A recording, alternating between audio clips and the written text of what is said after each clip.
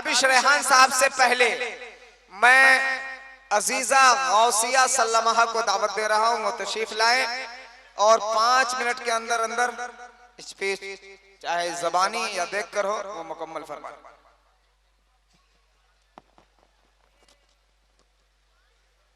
अस्सलामु अलैकुम प्यारे हाज़रीन, अस्सलामु अलैकुम। सबसे पहले मैं हम सब यहाँ CAA, NRC, NRP के खिलाफ लगातार कुछ दिनों से बहुत सारी परेशानियों को बर्दाश्त करते हुए धरना प्रदर्शन कर रहे हैं। इसमें कई ऐसी औरतें हैं जो अपने छोटे छोटे बच्चों के साथ इस ठंड में बैठी हुई हैं। मैं खास तौर पर आप लोगों के हिम्मत और जज्बे को सलाम करती हूँ।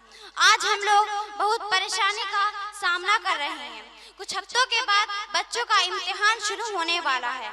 इस परेशानी के कारण बच्चों की पढ़ाई पर असर पड़ने लगा है। बड़ों के चेहरे पर परेशानी दिखाई देने लगी है। हमारे आसपास उदासी छा गई है।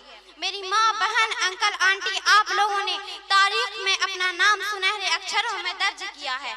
इस मंच से प्रधानमंत्री जी को अपील करती हूँ, प्रधानमंत्री जो NPR, CAA, NRC जैसे काले कानून को लाकर हम लोगों की जिंदगी बर्बाद ना करने की कृपा करें। आप एक ताकतवर देश के प्रधानमंत्री हैं। हमारे देश ने विश्व गुरु बनने के बहुत सारे रास्ते बनाए हैं। मेहरबानी करके इस इरादे को और मजबूत करने का काम करें। सन 1893 में स्वामी विवेकानंद ने अमेरिका के शहर शिकागो में अपने भाषण में कहा था, मैंने उस देश में जन्म लिया है जिस देश ने हर दुखी परेशान इंसानों को अपने यहाँ पनाह दिया है। पनाह देते वक्त यह नहीं पूछा कि तुम्हारा जात, तुम्हारा धर्म, देश कहाँ है। आप उनके भाषण में कही हुई बात का सम्मान करें। NRC पर असम त्रिपुरा के लोग अगर प्रधानमंत्री जी से ये सवाल पूछते हैं कि हमारे हाथों में रोजगार नहीं है और आप बाहरी लोगों को नागरिकता दे रहे हैं, ऐसे में हम लोगों की जिंदगी का क्या होगा, तो उसमें गलत क्या है। आपने देश के लोगों को एक नारा दिया है, सबका साथ, सबका विकास और सबका विश्वास। JNU जामिया मिलिया में दिल्ली पुलिस कॉलेज परिसर में घुसकर अहिंसक आंदोलन करने वाले छात्रों पर लाठी डंडे चलाती हैं। आज तक एक भी पुलिस पर कानूनी कार्रवाई नहीं होती है, जबकि यह पुलिस गृह मंत्रालय के अधीन काम करती है। ABVP के कार्यकर्ता नकाब बांधकर JNU में छात्रों को बेरहमी से पिटाई करती है और पुलिस केवल तमाशा देखती रहती है। आज तक एक भी आरोपी की गिरफ्तारी नहीं होती है। प्रधानमंत्री जी, आपके रिश्तेदार का कोई सामान चोरी होने पर 700 पुलिसकर्मी को लगा दिया जाता है और 24 घंटे के अंदर सामान और चोर को ढूंढ निकाला जाता है। अब और कब तक हिंदू मुसलमान पाकिस्तान कब्रिस्तान करते रहेंगे। इतिहास गवाह है, 400 प्लस लोकसभा सीट लाने वाली कांग्रेस को भी जनता ने सत्ता से बाहर कर दिया था। आपने 300 प्लस सीट लाए हैं। अहंकार अच्छी चीज नहीं होती है। उत्तर प्रदेश में योगी जी जिस तरह आंदोलनकारी के साथ पेश आ रहे हैं, निहत्थे प्रदर्शनकारी पर गोली चलवाया, प्रदर्शनकारी को दंगाई केस में पकड़कर जेल में डालना, महिला प्रदर्शनकारी का कंबल रजाई छीन लेना, टॉयलेट में ताला लगा देना, महिलाओं को लाठी डंडे से पिटाई करना, आंदोलनकारी को गंदी गंदी गालियां देना, 70 वर्ष के आयु के व्यक्ति को पकड़कर जेल में डाल देना, डॉन की भाषा बोलना, यह सब तो हम लोगों को अंग्रेजी शासन की याद दिलाता है। प्रधानमंत्री जी, ये गांधी, नेहरू, बाबा साहेब अम्बेडकर का देश है। बाबा साहब ने हमें संविधान दिया है। देश संविधान से चलेगा, ना कि हिंसा के सहारे। आपने 2014 के चुनाव में देश की जनता को जो सपना दिखाया था, उस सपने को गंभीरता पूर्वक करने का काम करें। देश का विकास ज्यादा से ज्यादा हो। गिरती हुई GDP को ऊपर कैसे ले जाए, महंगाई किस प्रकार कम हो, देश के बेरोजगारी कैसे कम हो, छोटे छोटे उद्योग जो बंद हो गए हैं वे फिर से कैसे चालू हो, बड़े उद्योगों में जो घटनी हो रही है इसे कैसे रोका जाए, उस पर विचार करें। लोकतंत्र में सबको अपनी जायज बात कहने का अधिकार है।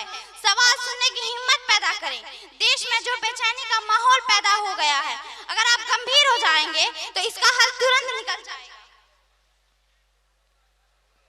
प्रधानमंत्री जी, इस काले कानून के कारण विदेशी में हमारा छवि खराब हो गई है, हमारी छवि खराब हो गई है। जापान और बांग्लादेश के प्रधानमंत्री ने अपना दौरा रद्द कर दिया है। इस आंदोलन के कारण आपने खुद असम का 2 बार दौरा रद्द कर दिया। देश का नौजवान आपसे काफी उम्मीद रखता है, उसे निराश ना करें।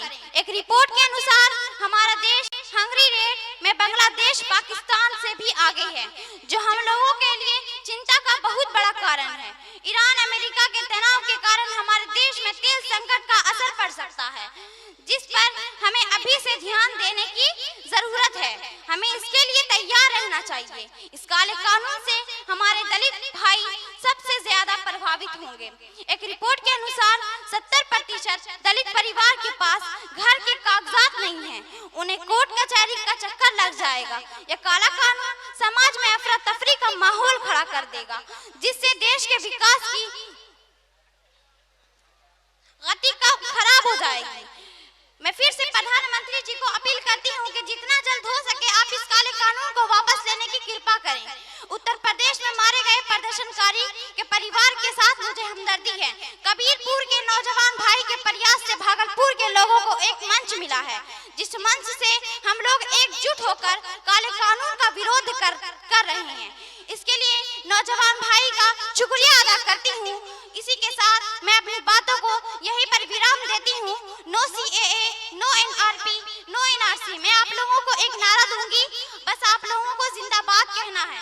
भारत बाबा साहेब अम्बेडकर जिंदाबाद, महात्मा गांधी जी जिंदाबाद, मौलाना आजाद जिंदाबाद, पंडित नेहरू जिंदाबाद, संविधान जिंदाबाद। जोरदार इस नारे नारा को एक लगाइए, बार और जोरदार। रिपीट करिए। जिंदाबाद, भारत जिंदाबाद, बाबा साहेब अम्बेडकर जिंदाबाद, महात्मा गांधी जी जिंदाबाद, मौलाना आजाद जिंदाबाद, पंडित नेहरू जिंदाबाद, संविधान। जिंदाबाद। सरफरोशी की तमन्ना अब हमारे दिल में है, सरफरोशी की तमन्ना अब हमारे दिल में है। देखना जोर कितना बाजुए कातिल में है। वाह वाह वाह, माशाल्लाह, थैंक यू। सुभान अल्लाह, बहुत खूब।